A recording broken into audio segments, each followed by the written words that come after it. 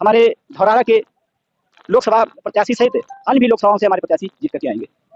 Bharatiya Janata party में करोड़ों रोजगार देने की बात कही गई। आज युवा जो है पेपर देकर के आते हैं, तुरंत ये जो है चुनाव परिणाम आपके 23 में आ रहे हैं, 24 में आ रहे हैं। इस वजह से हमारा जो है युवा जो है बहुत ही परेशान है। श्याम किशोर अवस्थी जी की जो बात बताई जा रही है, इधर जो सांसद रही हैं 10 वर्ष से रेखा वर्मा जी, वो जनता के बीच में गई नहीं, उनके दुख दर्द में नहीं गई हैं और क्षेत्र के विकास में समाज के कार्यकर्ता जनता बगैर जात धर्म को, ईवीएम एक मशीन है, उसमें गड़बड़ी है कि जैसे पार वाली जो बात कह रहे हैं कि बगैर वोट पड़ने से, इसका मतलब सीधे साफ बात है कि उनको उम्मीद है कि ईवीएम में हम नमस्कार, मैं धीर कुमार। आप देख रहे हैं द बुद्धिस्ट टाइम्स टीवी। इस वक्त मैं मौजूद हूँ लोकसभा क्षेत्र धौरहरा से संसदीय क्षेत्र हरगांव में। यहाँ पर आज बहुजन समाज पार्टी का सम्मेलन आयोजित किया गया, जो चुनावी सभा को संबोधित, जिसमें लोकसभा प्रत्याशी श्याम किशोर अवस्थी जी मौजूद रहे। आइए, मेरे बीच में बहुजन समाज पार्टी के जिलाध्यक्ष हैं। तो सबसे पहले हम जानेंगे कि लोकसभा 24 का जो माहौल है, क्या लगता है कि जो है आने वाले समय में बहुजन समाज पार्टी किस रूप में उभरेगी? तो सबसे पहले स्वागत है। नमस्कार भाई साहब जी। बहुजन समाज पार्टी जो है, जो सरकार में मान्या बहन जी ने सर्व समाज के हित में, युवाओं के हित में, किसानों के हित में, बेरोजगारों के हित में जो कार्य किया है, उसके आधार पर बहुजन समाज पार्टी आगे बढ़ेगी। आज भारतीय जनता पार्टी में करोड़ों रोजगार देने की बात कही गई।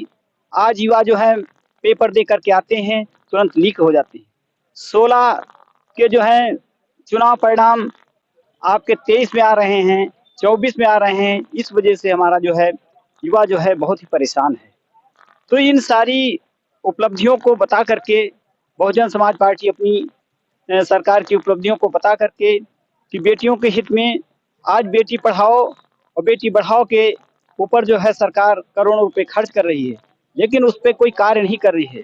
मान्या बहन जी ने ऐसी ऐसी योजनाएं बनाई कि मतलब जिसके माध्यम से बेटियों को पढ़ाने के लिए, बेटियों को बढ़ाने के लिए कार्य किया है। बहुजन समाज पार्टी झूठे वादे नहीं करती है, लेकिन कार्य करके दिखाती है।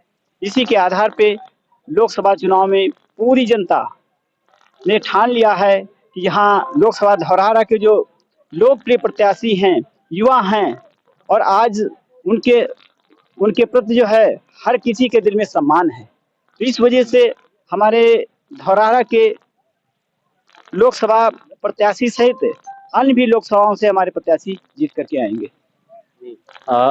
जैसा कि लगातार जो है चुनावी माहौल को संबोधित कर रहे हैं श्याम किशोर अवस्थी जी, तो जनता के बीच से क्या निष्कर्ष निकल रहा है कि 2024 में अ, कितनी बम्पर, यूं कहें कि बम्पर की जीत जो है होने वाली है?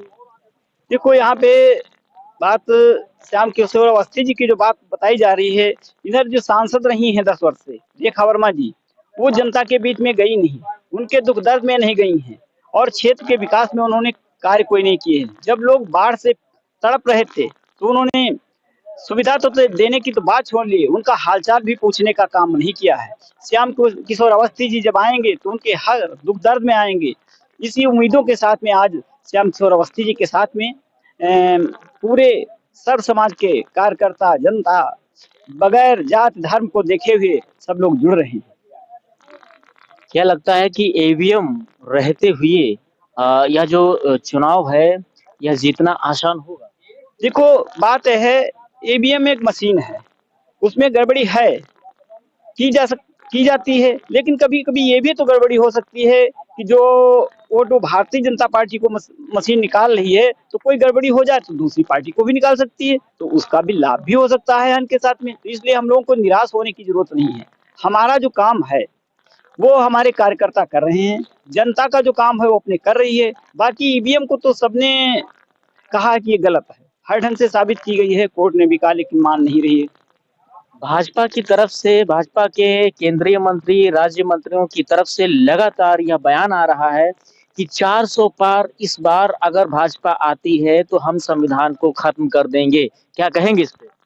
देखो, बात यह है कि 400 पार वाली जो बात कह रहे हैं कि बगैर वोट पड़ने से। इसका मतलब सीधे साफ बात है कि उनको उम्मीद है कि ईवीएम में हम कोई गड़बड़ी करके हम जितना चाहेंगे उतना परसेंटेज वोट पा लेंगे। मैं 2022 की बात बता रहा हूँ, जो कि प्रत्यक्ष बात है कि 1 बजे फोन डीएम साहब का आ रहा है कि आप आ जाइए या किसी को भेज दीजिए कि यहाँ का जो है एक रूम जो है सील करने को रह गया है।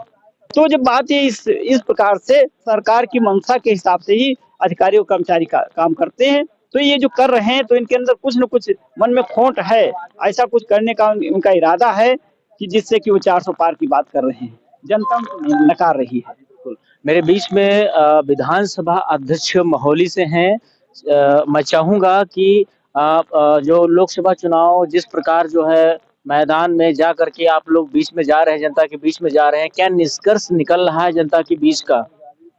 हमें दिखाई पड़ रहा है अब की बार बहन जी के साथ में जनता काफी लगाव रख रही है और बहन जी के कार्यकाल की तारीफें कर रही है। और अब की बार हमें निश्चित हो रहा है कि हमारा प्रत्याशी भारी मतों से जीतेगा। जैसा कि महौली विधानसभा को देखते हुए कि यहाँ पर जो है लगातार जो है जो विकास कार्य रहा है, इसको किस नजर से आप देखते हैं? जब से बहन जी की सरकार नहीं है तब से विकास कार्य ढीले पड़े हुए हैं और कहीं भी कोई विकास कार्य दिखाई नहीं पड़ रहा है। इसीलिए तो जनता सोच करके बहुजन समाज पार्टी का समर्थन कर रही है और भारी मतों से प्रत्याशी को जिताएगी। अगर आप जीत जाते हैं तो एजुकेशन से संबंधित जो है क्या काम किए जाएंगे? बहन जी के शासन काल में ऐसा कोई भी कार्य नहीं है जो सुचारू रूप से न किया गया हो, चाहे शिक्षा का हो, चाहे बिजली का हो, चाहे सड़कों का हो, चाहे आवास का हो, चाहे नाली का हो।